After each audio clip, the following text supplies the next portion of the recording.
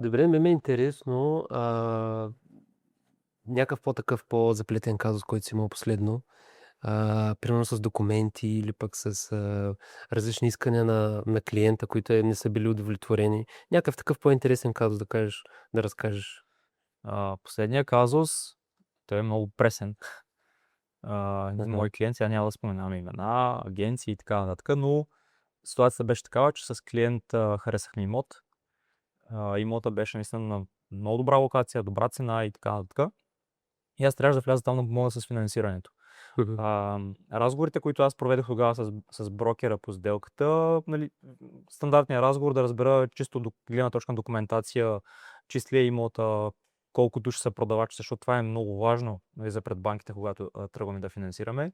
Тоест ти първо изговаряш с брокера, не да му казваш директно изпрати документи, за да мога да ги видя.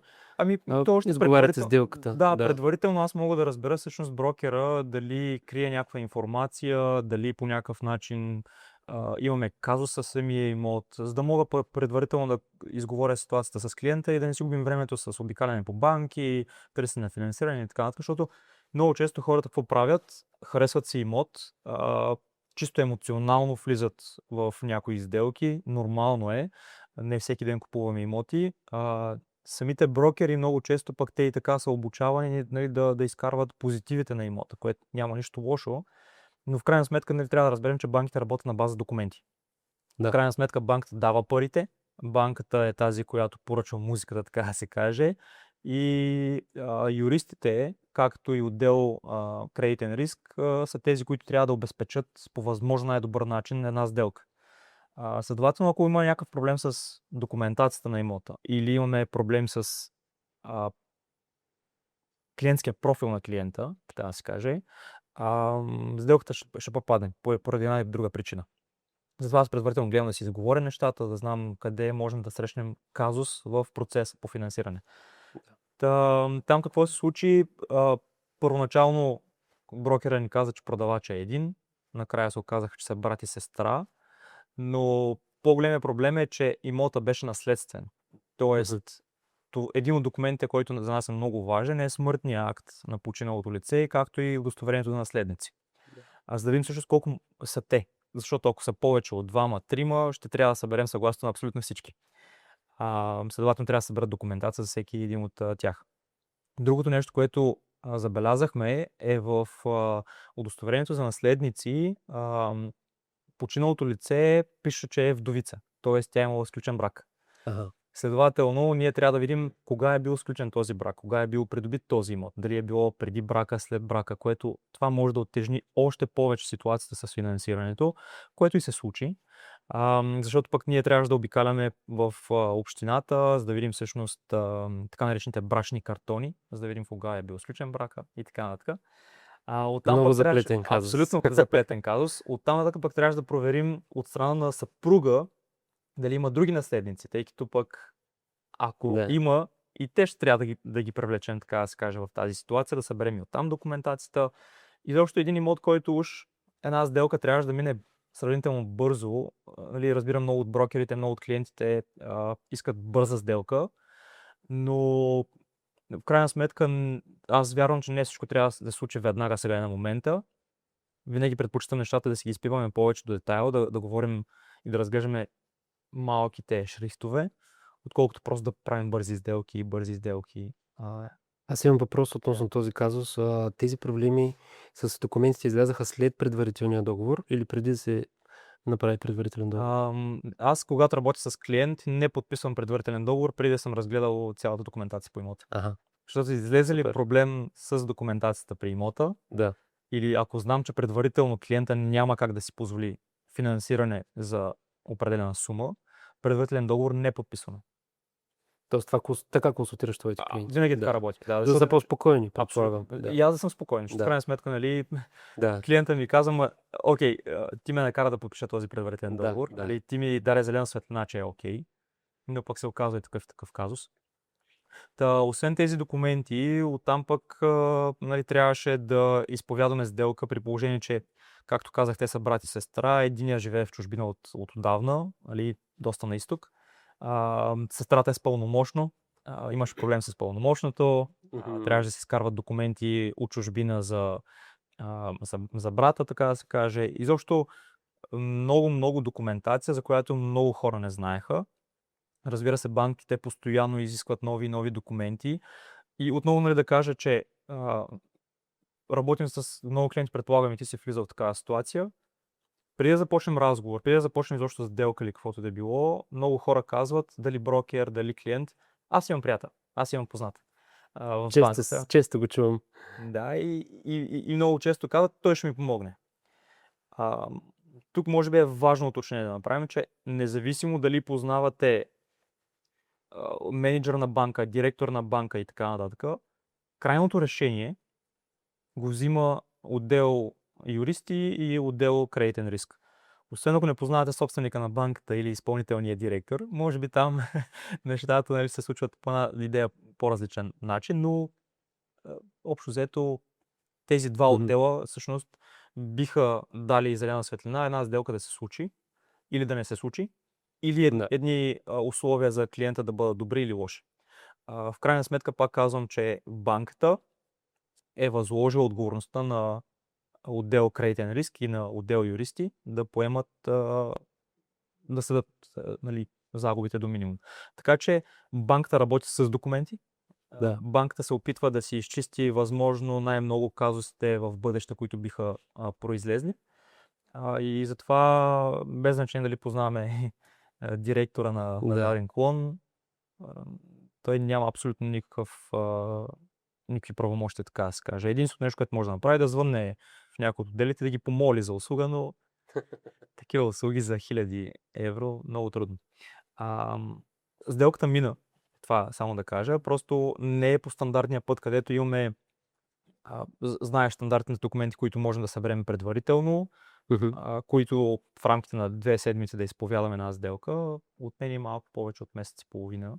Но важно, че се справил и клиентът е доволен. Клиентът е доволен, бих казал и двете страни, всеки си получи парите, другия си получи имота, общо взето. Така че, нали, пак да уточня за много хора, документите са най-важни. Преди да подпишем предварителен договор, преди изобщо да влезем в някаква сделка, на база документацията се изгражда и оценката на имота. На база оценката на имота можем да разберем какво финансиране биха получили. На база документацията на имота ще разберем изобщо този имот банката ще го вземе ли като обезпечение или не. Да. Така че преди да дадем капаро, преди да подпишем предварителен договор, поискайте документите или пък свържете с адвокат, свържете с консултант кредитен, да видим изобщо сделката била адекватна или не. Другия вариант е, ако имате много пари кеш, давайте ги. Засетих се за въпрос, който мога да се задам. Коя ти е била най-бързата сделка? От подписване на предварителен договор до изповядването й. Случвало ми се клиент харесал се имот. Съответно той сам е пристъпил да се свърже с банките, има предварително одобрение, и има предварителен договор. Абсолютно всичко сам се движи клиента, стига до някъде, събрали са всички документи и банката казва не. Тогава клиент се свързва с мен. Много често ми се случва клиенти, които имат абсолютно всички документи по сделката, просто да казват, че не могат да я довършат и така се свързва с мен, да могат да проверят в коя банка може би ще се случи. Но това е най-бавният процес, който може би, така е по-бавният процес, който се случва. Въпросът е по-скоро, коя ти е била най-бързата сделка. Колко дни ти е отнела и как се случва? Обикновено около 2 седмици. Най-бързата сделка 2 седмици. Супер. Да. Като предварителното одобрение за 1 ден, оценката се случва за 2 дни, документите, някои документи чакаме от институции 3-4 дена, през това време вече си подготвяме другите неща, с юриста си комуникираме, финализираме сделката, изпращаме за одобрение, след 1 ден сме одобрени и след 2 дни сме на нотариус. Тоест експедитивно, бързо. Но това трябва да означава, че трябва да имаме всички страни по сделката да са добре подготвени и запознати с процеса. Има много продавачи, има и брокери, които подготвят продавачите с документите за една сделка, така че ако документи по сделката са готови от страна на продавача, сделката ще стане много бързо. Тоест, хората да се работят с хора, които знаят какво правят. Това е хубаво, да. принцип трябва да се работи с хора, които са минали през много различни казуси, за да могат да се справят с Кой ти е бил текущите. най-странния или интересен казус, пък който ти си имал? М, Нещо, което на теб ти е направило впечатление. Те не са едно или две. По принцип, мога да кажа сега в момента по какъв казус работя. А, Българин с доходи от чужбина, от Америка, иска да си купи къща в България. Като продавача обаче е от Англия, английски гражданин, който си е купил къщата, съответно е реновирал, направил си я басейн, нали, облагородил си я, купил, пак да кажа, с кредити. Тоест има тежест върху вече имота. Има тежест, тя е купен с кредит. Окей. И ние смятаме, че когато имота е с кредит, по документи не би трябвало да има никакви проблеми. Да. Обаче изникват проблеми, че няма документ за търпимост, има документ, а също съответно по документите виждаме, че по предните нотариални актове, че във всеки нотариален акт е записана отделна квадратура, което прави проблеми за новата банка, която ще финансира Само да покупката. уточним, тъй като все пак ще гледат хора, които не разбират много от нашата терминология. Документ за търпимост може да обясниш за какво е, кога се изкарва, какъв е този документ също. По принцип, по-старите къщи нямат така документи за строежа, нямало и Акт 16 като документи тогава. Говорим за къщи от преди 30, 40, 50 години. Така че всички документи, доста документи липсват. Документ за търпимост се издава от общината, като означава, че сградата е търпима и може да се финансира, т.е. законна е сградата. Като този документ отнема по принцип около един месец и много често е спънка за бърза сделка. Казвайки това с различните квадратури в нотариалния акт, как успяхте да го разрешите този проблем? Има много пристройки, които при няколко пъти, които е продадена къщата, нотариус е писал в обща квадратура, обединява ги, после ги е разделял и така с новия нотариус коментираме как ще бъде вписана сега къщата. Той каза, че на база предните нотариални актове ще види как следва и ще го направи така, както да е удобно и за банката съответно. Така че смятам, ние още не сме финализирали сделката, в момента чакам документ за търпимост.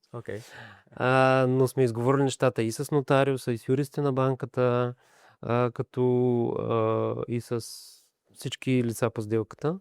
Така че надявам се скоро да финализираме сделката, след като получим този документ за търпимост. Как се случва комуникацията тогава с хора в Щатите, в Великобритания? Трудно. Различно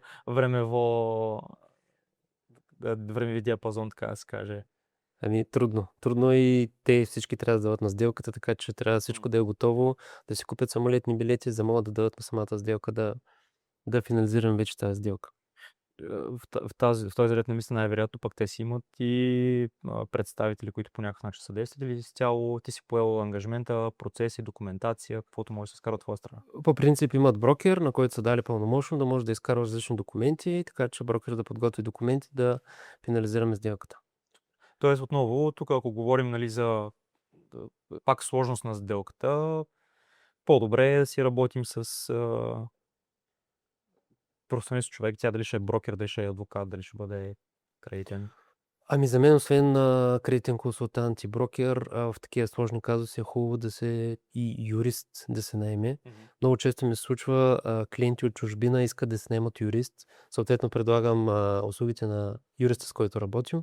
Те си заплащат допълнително. Юриста следва клиентите от началото до края и помага за изкарване на документи и така нататък, така че да мине по-бързо сделката и всички са спокойни общо взето. Важно уточнение, защото в България пък всеки си има познат за нещо някъде, нали, между юрист и юрист разлика огромна, както между лекар и лекар, нали, има разлика между ортопед и очен лекар, примерно, и кардиохирург.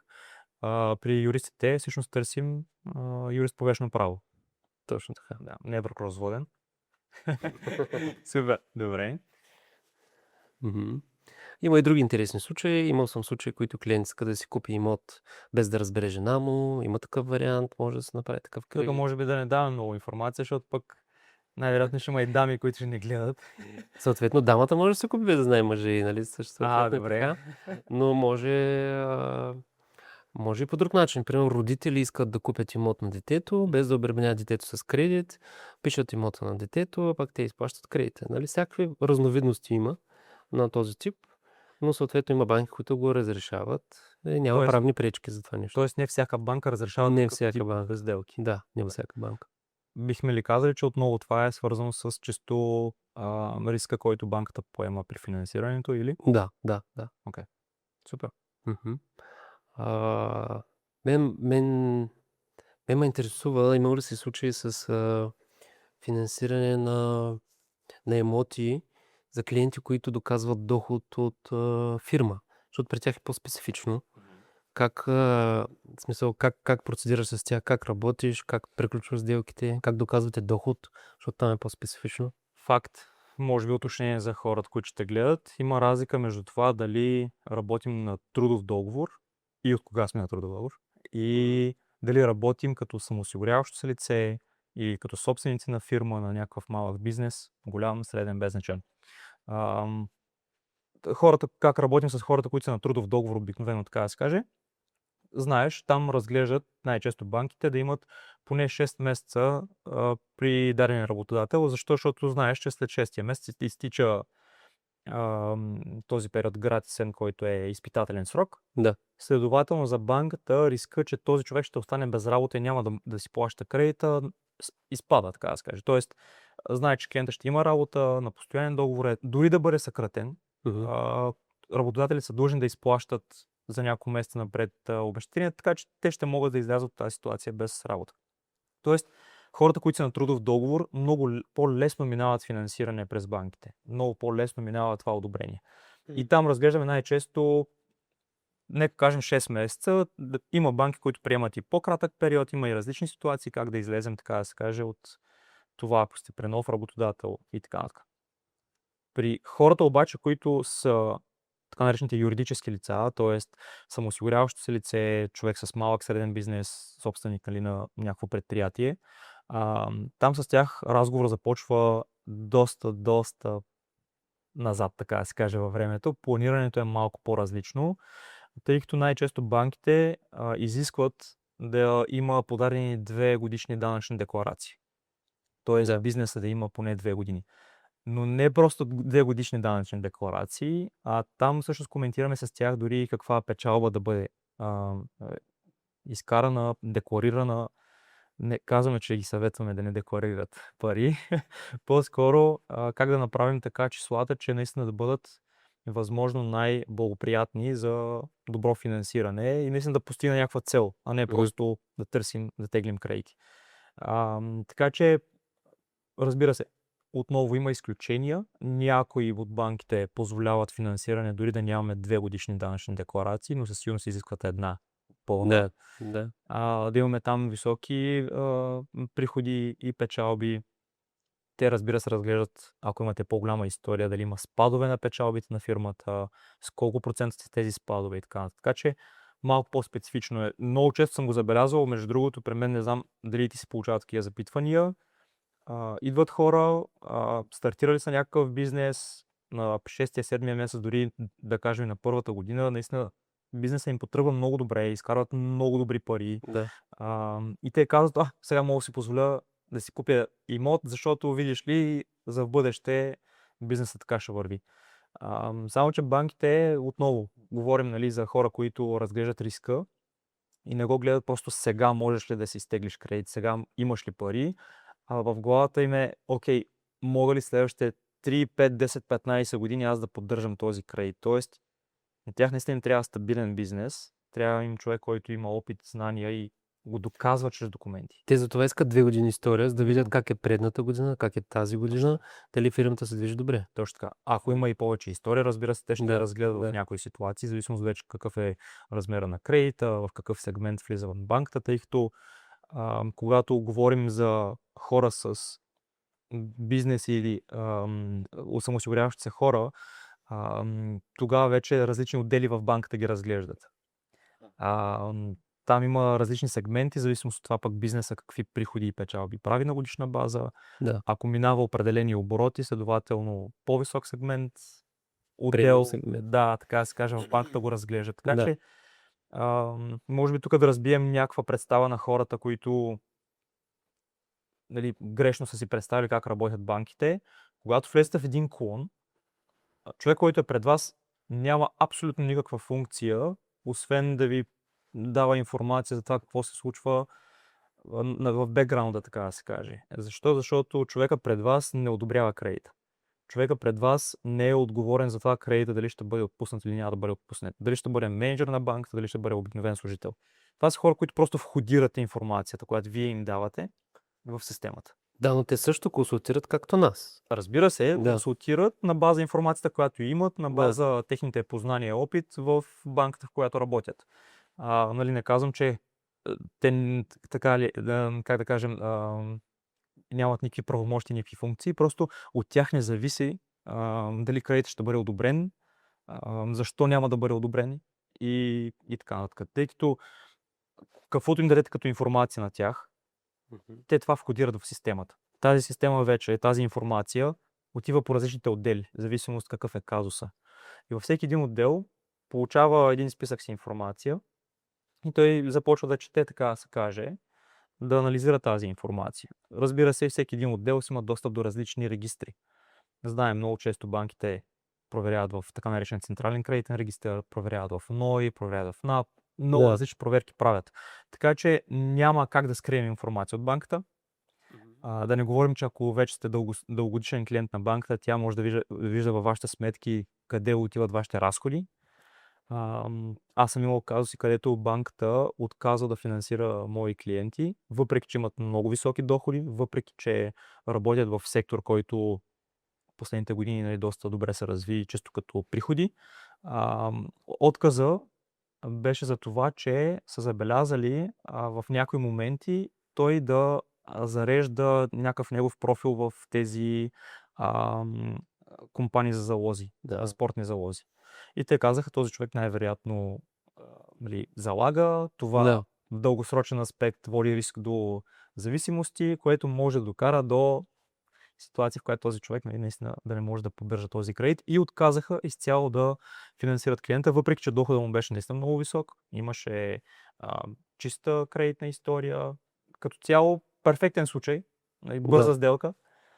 Но е такъв дребен детайл, който много от хората не биха взели под внимание. Си мисля, че нещата се случват. И отново, нали, това, което говорихме, без значение дали познавате менеджера или директора на клона в дадената банка, отдел риск и отдел юристи са тези, които дават зелената светлина. И така. Аз малко може би изгубих нали, връзката към въпроса, но по-важното е, че хората, които входират, нали, информацията в клона, са тези, които я предават към тези, които наистина вече взимат решенията и анализират. При юридическите лица по същия начин, когато им се входира една информация на служителите в банката, те я отнасят до определения отдел, който ще разгледа даденото юридическо лице. Моят съвет към повечето хора, които стартират бизнес, е декларирайте абсолютно всичко. Защо? Защото бизнеса не се прави просто за 6 месеца, да изкараме ни бързи пари. Ако сте решили да правите бизнес, гледайте го следващите 5-10 години напред.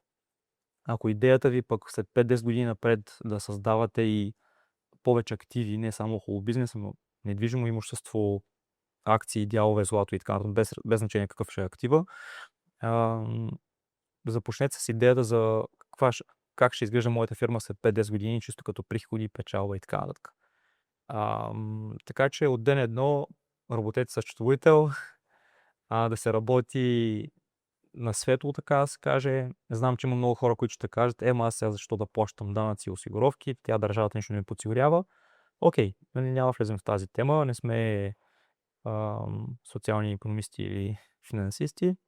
Не, че не можем да дадем мнение за това нещо, но експертизата е при кредитирането, и тук по-скоро съветвам наистина с повечето хора, ако идеята ви да изкарате пари и да си купите имот след 1-2-3-5 години, от ден едно започнете на чисто.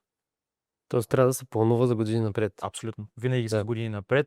Бих казал, че хората с, така да се каже, експоненциален доход, най-често търговци, най-често хора, които са в консултантския бизнес, брокери също, собственици на различни агенции, собственици на маркетинг агенции също, фрилансъри, самоосигуряващи се лица, малък, среден, голям бизнес. Интересното е следното, че тези хора изкарват големи пари понякога. Много често дохода им расте експоненциално, но документацията и изискванията на банките ги възпират. И както казахме, за една година наистина може да изкараме супер много пари. Да си помислим, че можем да си позволим имот, но документално реално изобщо това да не е възможно. И ако предварително не сме сложили една добра основа, По-скоро няма да стане. ще се забавим с още време. Да. Ще дам всъщност личен пример. Брат ми имаше фирма, има все още фирма, която нали, имаше понякога печалби, нямаше много добри нали, приходи. Като цяло движеха се нали, по някакъв аспект. Сега всички знаем нали, как се декларират накрая данъчни декларации. Къде ще имаш повече разходи, къде ще си декларираш повече приходи. Това, което се случи, че харесаха с неговата половинка имот, взеха го, имаха възможност така нататък. И дойде дилемата как да се подадат данъчни декларации за 2025 година, по-скоро нали, за 2024 през 2025.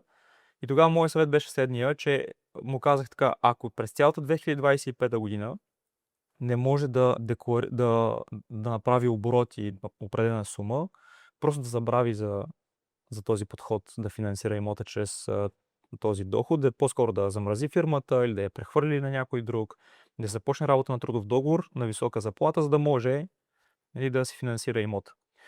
Поради проста причина, че ако не си сигурен, че бизнесът може да изкара дарени пари, няма да може да теглиш кредитите. Абсолютно. Да. Просто забрави за тази идея. Така и направихме. Той по-скоро нали, реши, че окей, оставя честа с бизнеса за момента, успя да се намери добре платена, или добре платена работа, така че той ще бъде финансиран като физическо лице на трудов договор. Проблема беше там, че изпадна много добра сделка за имот, но не бяхме сигурни дали още една година напред ще можем да изкараме много високи печалби, така че да ни стигне финансирането за имота и решихме да тръгнем малко по-консервативно, малко по-предпазливо и подходихме по този начин. Ситуации всеки. Абсолютно. Да. И последния въпрос имам. Окей, изтеглили сме кредита.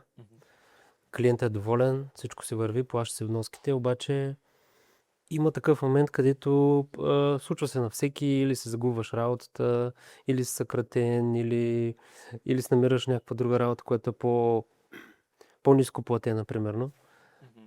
И клиента съответно има проблеми с плащането на вноските. Какво случва с такъв кредит? В смисъл, как се правят, как да процедираме с такива клиенти, с такива проблеми, ако имаме? Клиент с потребителска ипотека или без Ипотека. Добре. Това скоро ипотека. Между другото, в България се шири една такова мит, не знам, представа, че видиш ли, докато не си сплатиш кредита, имота е на банката. И да и не. В нотариалния акт със сигурност пише вашето име, т.е. ти си собственика на имота, не банката. Да, и върху имота има тежест, има ипотека, която е вписана в агенцията, но това не означава, че банката е собственик на този имот. Със сигурност и бизнеса на банката не е бизнес за недвижими имоти, той е бизнес с пари. Банките не искат да взимат имотите, защото то за тях е загуба на време, на усилия, кой ще го продаде, на какви загуби и така нататък. Те не искат вашите имоти. Това е важно уточнение. Сега, независимо дали човек има потребителски кредит, ипотека и така нататък, тук е може би важно да обясним какви са процесите преди да се стигне до лошата ситуация. Нали, запори, лошо ЦКР, изземване на някакъв вид имущество или активи. Когато човек има подписан договор за кредит, най-често, когато се пропусне една вноска, първата стъпка е банката да се обади. на този човек и да му напомни. Нали, дали ще бъде през SMS, през имейл, най-често през обаждане го получаваме или през SMS и ни казва, нали, предстои ви вноска по кредит еди кой си номер, еди каква си вноска, моля платете до еди коя си дата. Най-често. Ако го пропуснем, това съобщение или това обаждане, предстои второ, трето, четвърто такова обаждане. Когато вече вноските станат 2-3, които не са платени, тогава вече разговорите са малко по-различни. Тогава вече са с такъв как да кажа, притискащ характер. Може би притискащ не е правилната дума, но е по-настоятелен тон, където трябва да бъдат привикани хората, трябва да се платят някакви суми и тогава вече започна начисляване на лихви. Най-често тези лихви са на дневна база и са, нали, малки проценти, но все пак с... Тоест банката се опитва да помогне на хората по-скоро да могат да се плащат редовно кредита. Или да го стабилизират кредита. Значи във всички случаи банките са отворени да помогнат на хората. Тук по-скоро въпросът е дадения клиент колко отговорно се отнася към тези неща. Отново казвам, нали, тук банките не са някакъв черен дявол, който тук, видиш ли, искаме да вземем всички, да им вземем активите, да им вземем имотите и така нататък. По-скоро е какво е отношението на самия клиент към банката. Ако ти се отнесеш към банката адекватно и отговорно, тя също ще се отнесе с подобно поведение към теб. Разбира, стига да знаеш как. Чисто като процес, какво се случва? Имаш забавяне няколко дни, банката напомни. Имаш забавяне няколко месеца, отново банката ще напомни. След третия месец със сигурност вече си в ЦКР. Зависимост от сумата, която си забавил като обща сума, така да се каже, всичко над 500 лева, или поне това беше до края на 2025 година, всичко над 500 лева като забавена сума се води като крупни суми забавени, което означава, че шанса да ви финансират в бъдеще категорично е нула. Докато не изчистите всички заеми, докато не изчистите всички лоши забавения, банките изискват 5 години чиста история, някои взимат и 2, така че зависи тук вече от банката, казва се ситуацията. Но ако имаме над 90 дена, т.е. 3 месеца забавяния, големи суми, бъдещо финансиране забравяме. Сега, докато стигнем до частта с запора, имаме поне едни 6 месеца, в които ние не сме плащали. В тези 6 месеца банката през цялото време се опитва да направи някакъв контакт с хората. Много често клиентите не си вдигат телефоните, защото знаят, че от банката ги търсят. Много често не отговарят на съобщения. Много често не опитват се като щраусите да забият главата и все едно проблема го няма. Той проблема е там. Системите са навсякъде.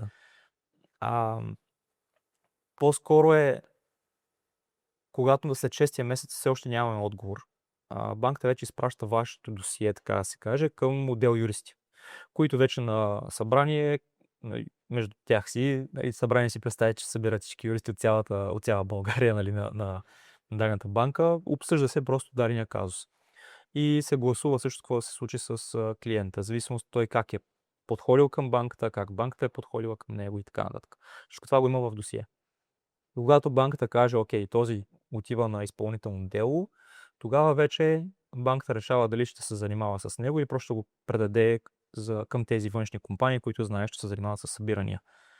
Тогава вече могат да започнат запорите, тогава вече могат да започнат съдебните дела, искови молби и така нататък. Ако имате вече активи, чак тогава вече се подава в съда, взима се по-скоро решение от съда с изпълнителен лист, който вече идва частен съдебен изпълнител и разпродава каквото имате. Ако имате автомобил на ваше име, тогава ако имате жилище, да. Но процесът е между 6 и 9 месеца. Тоест имаме предостатъчно време ние да реагираме. Въпреки това този период ние не сме реагирали, то със сигурност ние сме проблема, не банката. Сега, тук как можем да реагираме с повечето клиенти, какво правим с някои от хората? И моят съвет е следния. Ако знаете, че ви предстои съкращение, случило се някакво заболяване, не дай се Боже, но това са нещата от живота. Някакъв казус, където оставате без редовни приходи, заплата, бизнес и така нататък. първото нещо, което да направите, когато имате кредит, звънете или идете директно в банката, към която сте. И им обяснете за ситуацията, в която изпадате. За някои хора си казват, много срамно и така нататък. Все тая. По-добре е да идеш да се посрамиш 2 минути, нали, пред служители или пък да се обадиш да им кажеш, изпадам в неприятна ситуация, отколкото после това цял живот да те гони, защото наистина е много трудна ситуацията при излизане от такъв казус. Та идете в банката на място или звънете им в банката, обяснете им каква е ситуацията, в която изпадате. Това, което банките правят, е така нареченото преструктуриране на кредитите. Тоест, обсъжда се дадения случай, дадения казус, отново се консултира между отдел риски, юристи и най-често банката дава различни възможности за излизане от ситуацията.